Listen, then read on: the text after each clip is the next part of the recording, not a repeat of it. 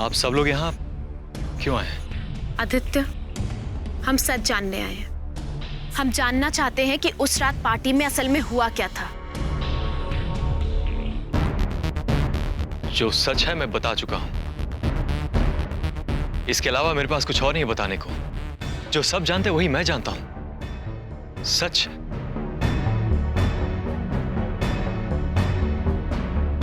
आदित्य, उस रात पार्टी में कुछ तस्वीरें खींची गई थी और उन तस्वीरों में साफ साफ दिखाई दे रहा है कि तुम उस लड़की के साथ बात कर रहे हो, और वो भी ठीक उसी वक्त जिस वक्त उसने सिद्धार्थ पर इल्जाम लगाया था कि वो उसके साथ बदतमीजी कर रहा था। हमने देखी वो तस्वीरें। आपने देखी? वो तस्वीरें आपके पास हैं? हम झूठ नहीं बोलेंगे। नहीं, हमारे पास वो तस्वीरें नहीं हैं। लेकिन हम जानते हैं उन तस्वीरों के बारे में। आदित्य, अगर इस बात को लेकर तुम्हें खुश होना है कि हमारे पास सबूत नहीं है, तो तुम खुश हो सकते हो। देखो, लेकिन बात सबूत और गवाह की नहीं है। बात ईमानदारी की है, बात अंतरात्मा की है। मैं तुम्हें एक बहुत अच्छा इंसान मानती थी, बल्कि मानती हूँ। तुम स्टूडेंट्स के लीडर बनना चाहते हो ना, उनके नेता, उनकी आवाज। क्या इतने सारे लोगों की आवाज झूठी हो सकती है? हाँ आदित्य, उस दिन जब पहली बार तुम्हें बोलते हुए सुना, बहुत अच्छा लगा। उस दिन सच में लगा कोई सच्चा इंसान बोल रहा है। और फिर आदित्य, इसमें तो तुम्हारी कोई गलती भी नहीं है भाई, तो फिर डरने की क्या जरूरत है? गलत बस इतना ही होगा कि तुम इतनी बड़ी गलती का साथ दोगे, और वो भी जानबूझकर। बस, बहुत हो चुका। मैं जो जानता हूं बता चुका हूं। इसके अलावा मेरे पास कुछ और नहीं बताने के लिए। और आप लोग क्या बात करें, मेरी समझ में कुछ नहीं आ रहा। मुझे कुछ नहीं पता। और अगर मुझसे कोई पूछेगा ना, मैं यही कहूंगा, उस रात वो लड़की पार्टी में नहीं आई थी क्योंकि उसकी तबीयत खराब थी, और उसी वक्त सिड ने उसके साथ बदतमीजी की। बस, बात खत्म।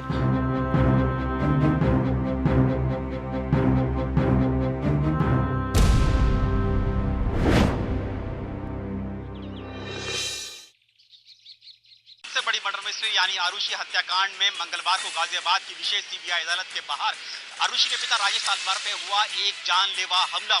यहाँ से इसी रास्ते से वो चल के आजकल रोज ऐसी हिला देने वाली खबरें ही आती रहती है टीवी पर।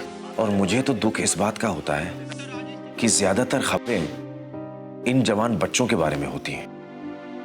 पूरा देश ही जवान है भाई साहब, करोड़ों बच्चे हैं, तो नाराजगी तो फैलेगी ना देश के ऐसे हालात देखकर।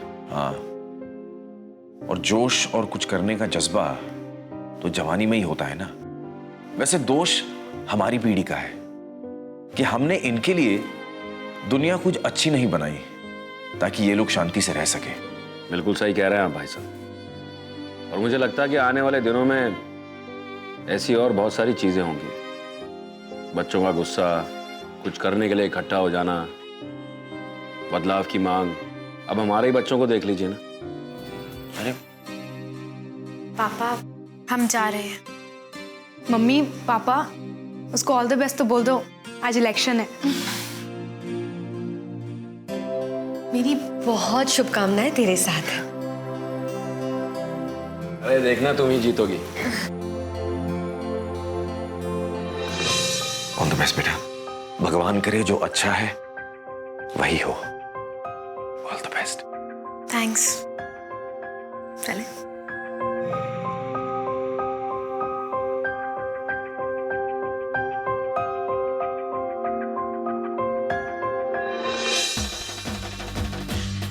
एक दो तीन चार आदित्य के वोट की इंतजार। एक दो तीन चार आदित्य के वोट की इंतजार। एक दो तीन चार आदित्य के वोट की इंतजार। एक दो तीन चार आदित्य के वोट की इंतजार।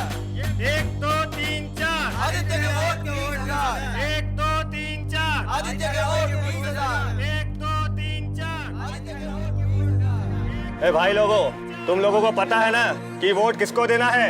आदित्य को। गुड, बड़े समझदार हो।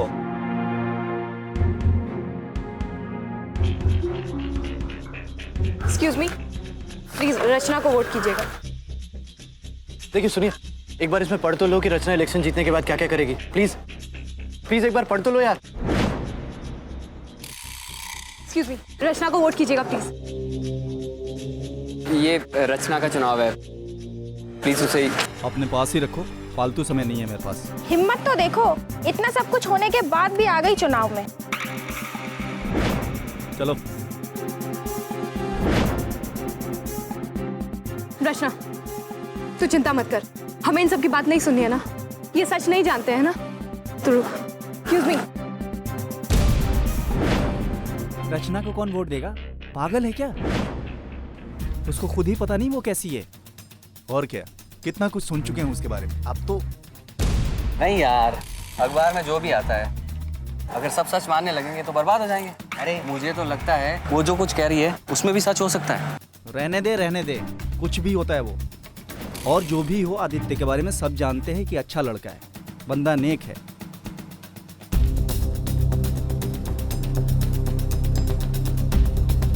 रचना से ज्यादा सच्चा कोई हो नहीं सकता। मुझे तो अजीब लग रहा है ये देख के कि तुम जैसे पढ़े लिखे लोग वाइस चांसलर के फैलाए हुए जाल में आ रहे हो।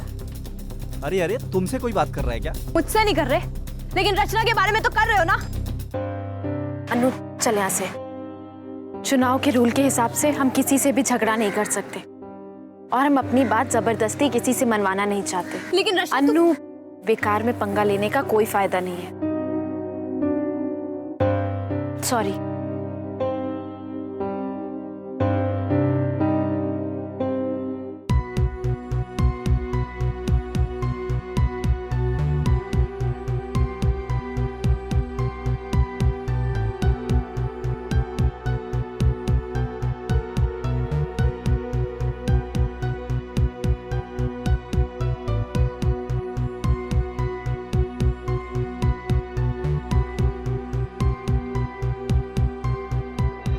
वोट डालने का टाइम खत्म हो गया है। हम लोग अब गिनती शुरू करेंगे। चुनाव के नतीजे 1-2 घंटे में बाहर आ जाएंगे। तब तक आप लोग प्लीज बाहर चले जाइए। इस जगह को खाली कर दीजिए प्लीज।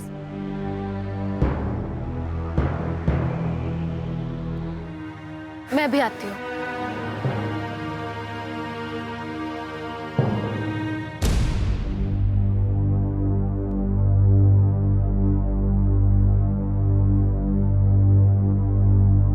बेस्ट ऑफ लक रचना। उम्मीद है वही जीतेगा जो बेहतर होगा।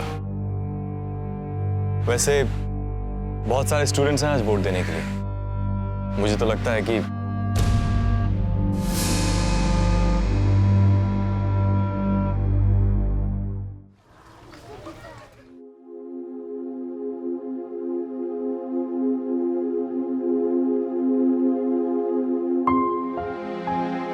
मिस रचना,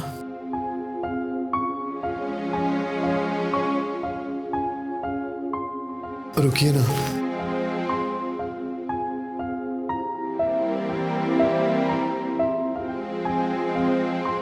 मुझे लगा था कि तुम सो रहे हो।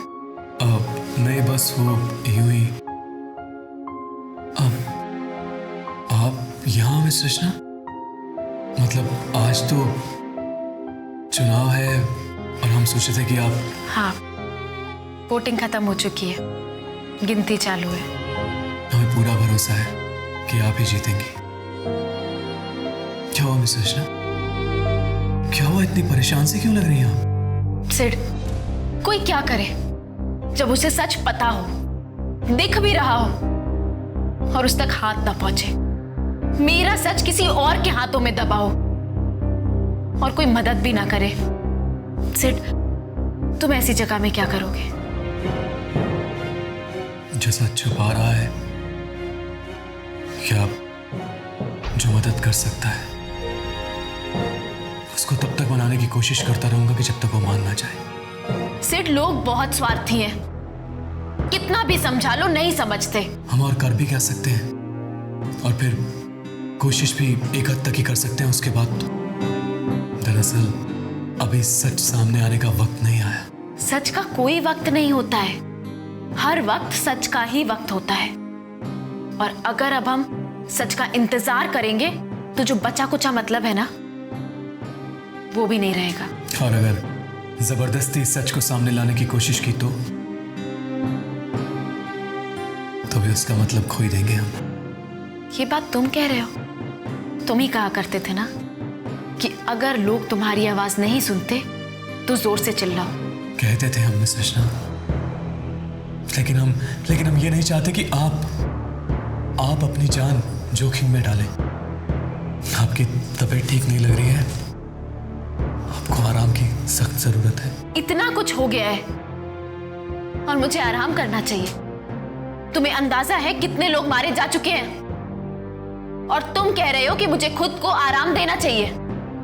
वो ठकराल मेरे साथ बदतमीजी करके मुझे पे मानहानि का केस करता है। मुझे आराम करना चाहिए। सिर्फ तुम बेकसूर हो, फिर भी इस जेल में हो और मैं आराम करूं? नहीं, अब मैं चुप नहीं रहूंगी। मुझे जो करना है मैं वही करूंगी। ठहरिए मिस रचना,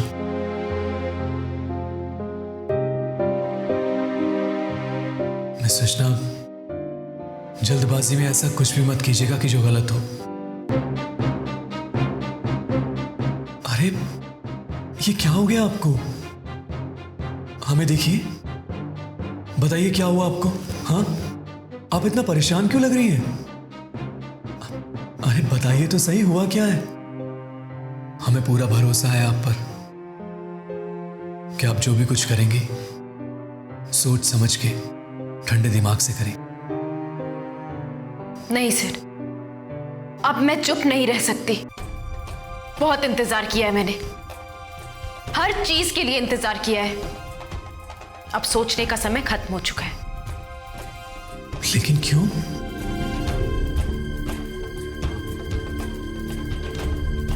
तुम्हारे लिए।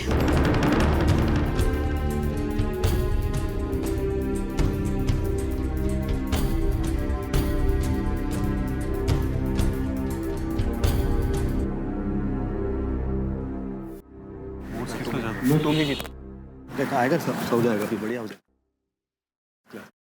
अच्छा चलेगा ना? सुन, तुम लोग कैंटीन पहुंचो, मैं वहीं मिलता हूँ, ठीक है? ओके।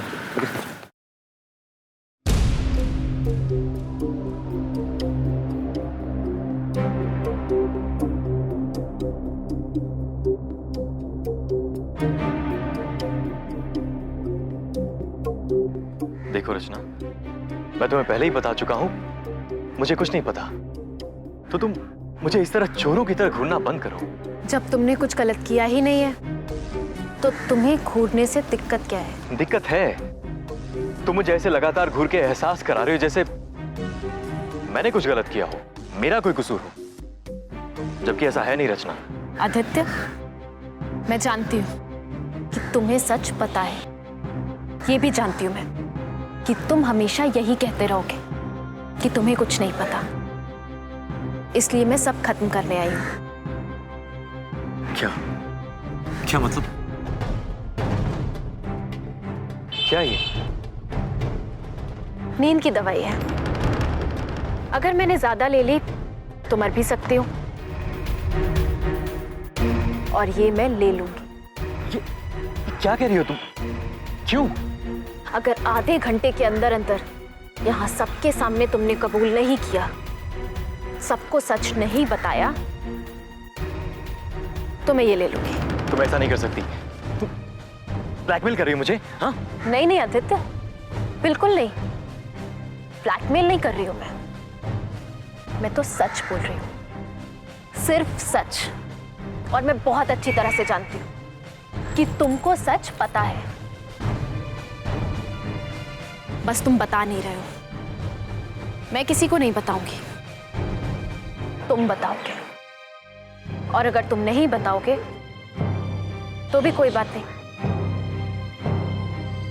मैं ये ले लूंगी। डरो मत, कोई चिट्ठी भी नहीं छोड़ के जाऊंगी जिसमें तुम्हारा नाम हो, जिससे तुम्हारे ऊपर कोई इल्जाम आए। किसी को नहीं पता चलेगा कि रचना ने ऐसा क्यों किया।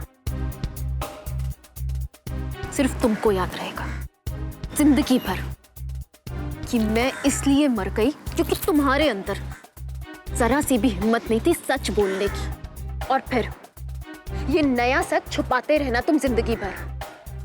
सोच लो आदित्य, चॉइस तुम्हारी है। या तो आधे घंटे के अंदर अंदर सबको सच बता दो, नहीं तो मैं ये ले लूंगी। अरे आदि, चल भाई, काउंटिंग खत्म होने वाली है और रिजल्ट भी आने वाला है। क्या यार, जल्दी चलना, यहाँ क्या कर रहा है? चल चल चल जल्दी चलो।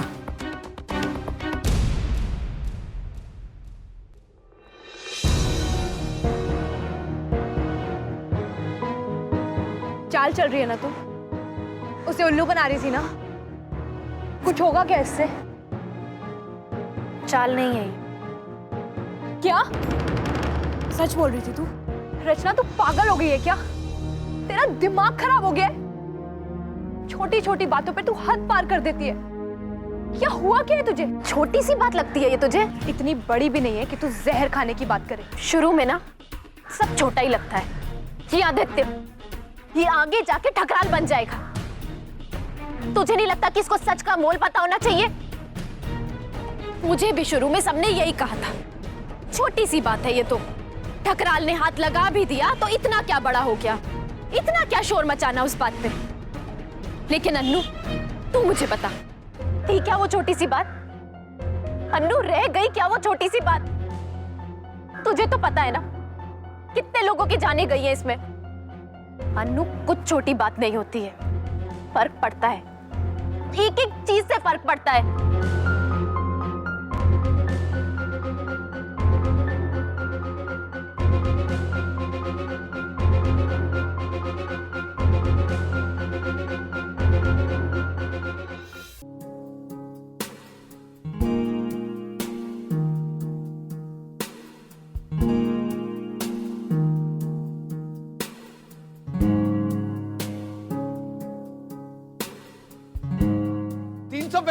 अरे बहुत है,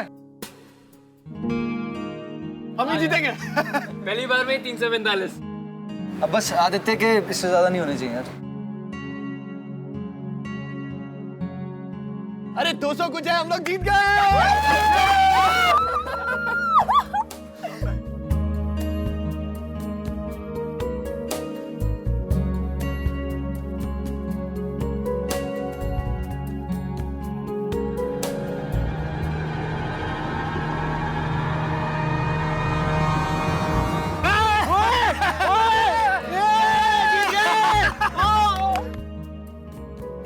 Final vote number Rachna Mehta 345 and Aditya Ahlawat 527.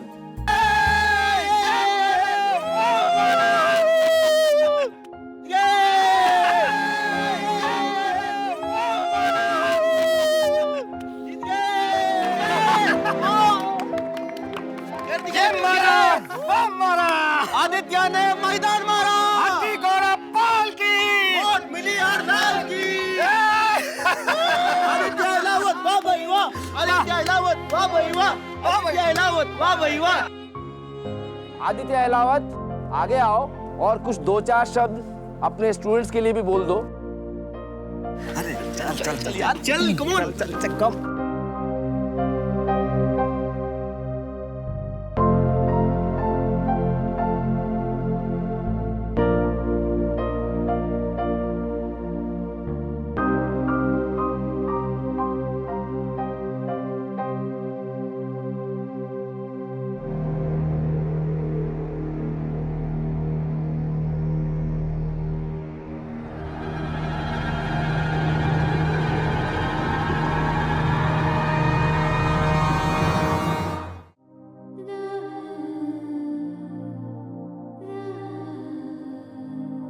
बाप हमेशा माँओं से अलग होते हैं।